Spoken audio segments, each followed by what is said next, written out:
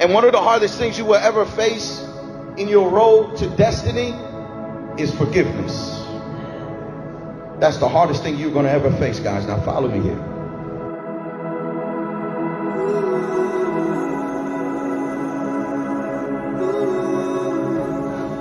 Why do marriages end in divorce? Why do family members stop speaking to each other and completely cut each other off? How can two childhood friends grow up together and can't stand being in the same room with each other and have a passion or a hatred towards each other? How come people leave churches and be upset and become church hurt? It's all because of offenses, guys. All because of offenses.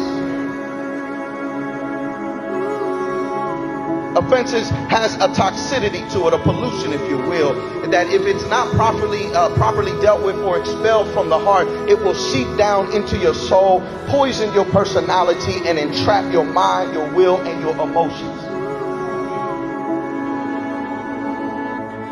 Offenses, if they're not properly dealt with, they will rob you of your peace. They will rob you of your joy. They will rob you of your faith. This is why the disciples said, increase our faith.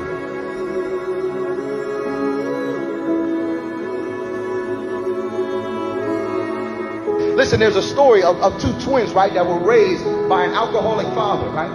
One of them became an alcoholic. And they told him, they said, you know, why are you an alcoholic? You're just like your daddy. Why are you an alcoholic? He said, it's because I was raised as an alcoholic. The other twin never touched the drink in his life. And they say, that's kind of ironic. Why haven't you even touched a drink? He said, because I was raised by an alcoholic father. And I don't want to be like him. It's not what happens to you that matters the most, but what happens inside of you that matters the most. The enemy came to kill, steal, and destroy. He wants to ruin your peace. He wants to ruin your joy. He wants to ruin your mental and emotional well-being. Are you hearing what I'm saying? Why are we suffering from so much depression, so much anxiety attacks? He's after your peace. You have to let it go.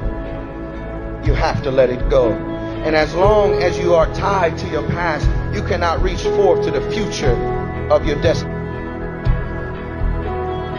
Peter asked Jesus, how many times do I forgive him if he comes to me and offends me in one day 7 times? Peter is a hypochondriac trying to find excuses for his dysfunction. Peter is trying to find an excuse why he cursed and why he cuts people's ears off. He's trying to find an excuse by blaming it on somebody else. Jesus told him, even if he comes to you 7 times and offend you, 70 times 7, you forgive him. And the disciples screamed out and they said, God, you got to increase our faith. I'm not saying what you've been through has been easy. I know. It takes supernatural power to let certain things go in your life, to let go of all the abuse and all of the confusion. Believe me, I know God knows it more than anybody. And I'm not saying what you've been through means nothing. He knows where you are. He knows about your condition. He knows who walked out of your life and who left you. He knows who rejected you, who abused you, who betrayed you, who talked about you. He knows everything. But there comes a point in your walk where you have to ask God to give you faith. Faith to let it go. Faith so I can move forward. Faith so I can succeed. Faith so I can reach my destiny. Faith so I can forgive those who hurt me. Faith to forgive my parents who betrayed me, who speak negativity over my life. Faith, God, increase my faith so I can continue to move forward.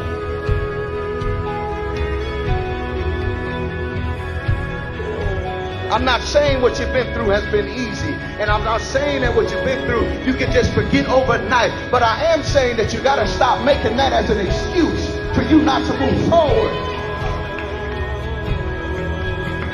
There comes a time when you have to let it go. The trap, they're living their life, right? They're living their life. They offended you, they hurt you, but they're still moving forward. You're the one caught in ruins. You're the one caught in trap. You have to let it go. Forgiveness is the hardest thing you will ever face in your journey. But forgiveness is not for them. Forgiveness is for you. Forgiveness is for you.